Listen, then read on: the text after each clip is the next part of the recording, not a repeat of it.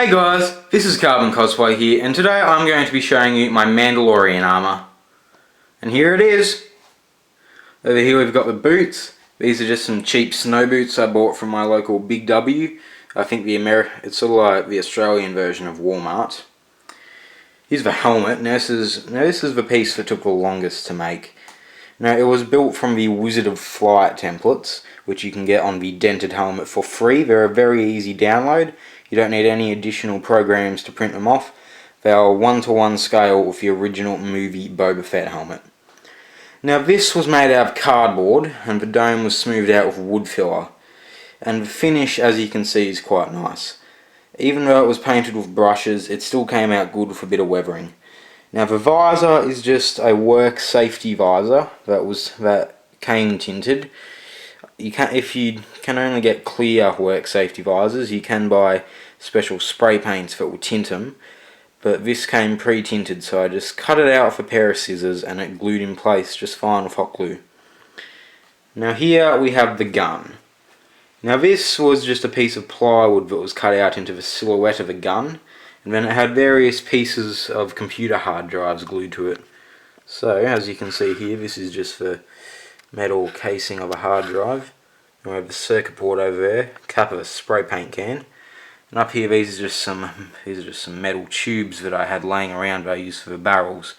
Now one thing I do want to point out is that you shouldn't use metal tubes when you are doing any guns. Like if you're doing a prop gun, don't use metal tubes for the barrel, because at the time I didn't know this, but when I went to the convention I did find out later on that in the rules for the cosplay contest it said no metal barrels on guns. So yeah, just pointing that out, use cardboard or PVC pipe.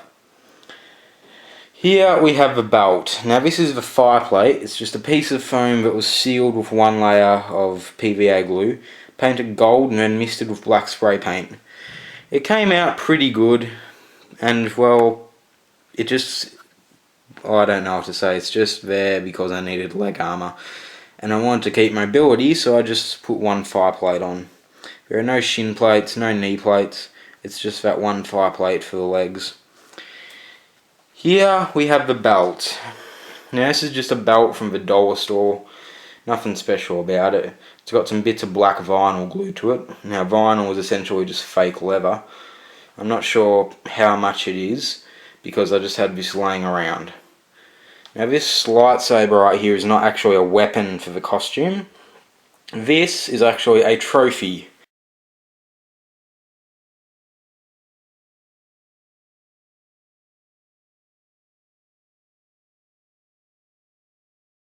Here we have the gauntlets. Now these were just made out of foam.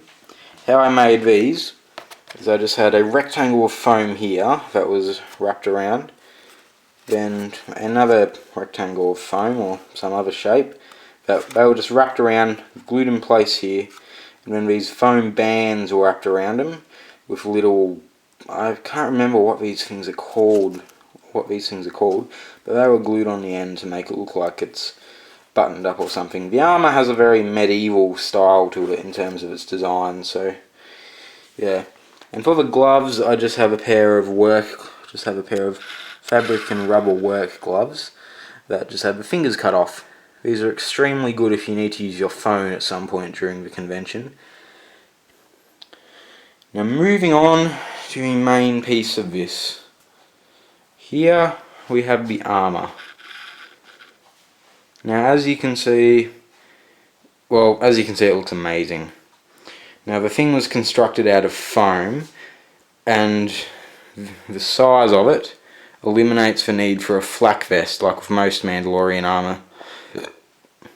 Now these shoulders were a custom design. Now I only came up with these in about 5 minutes, but surprisingly they turned out pretty good. So as you can see, this is just a sheet of foam here that was glued like that underneath, then it was held in place with this band. So you can see that. Then we have the cape. Now this was just glued on along here, and it used split pins as another means of holding it in place. Now all the rivets that you can see in it are actually split pins. How I did that is I drilled a hole into the foam with a cordless drill. Then I simply put hot glue into the holes, folded the pointy ends of the split pins over, glued them in, and most of them have stayed so far. Some of them have popped out, like I think there's one down here that popped out, I'm not sure.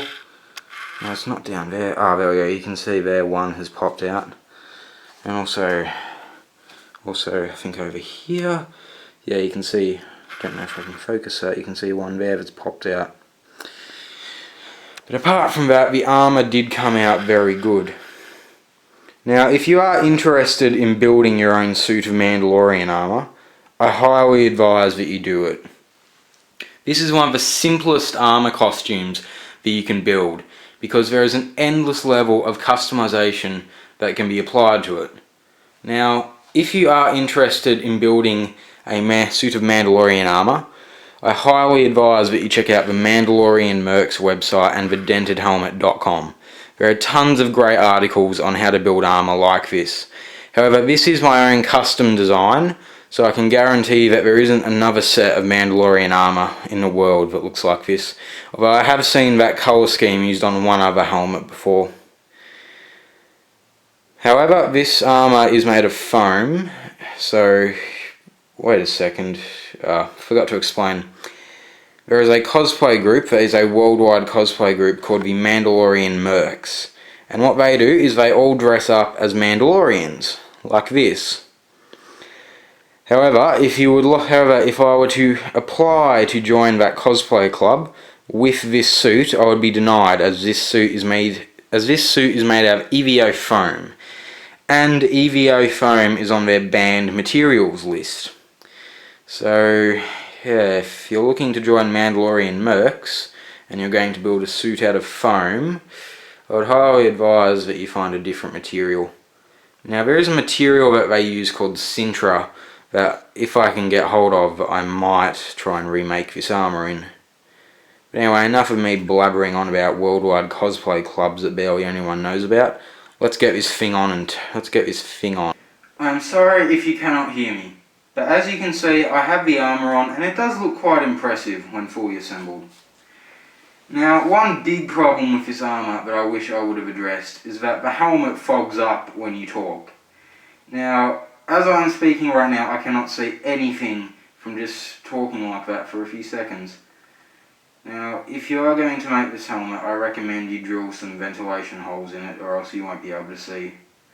But anyway, for the undersuit, I use a pair of black cargo pants to give it a flight suit look down the bottom. And for the top layer, I find that a black hoodie tends to work, as the material is quite breathable, and it does look quite nice. But anyway, this has been my Mandalorian armour, and I hope you enjoyed this video. This is Carbon Cosplay, signing out.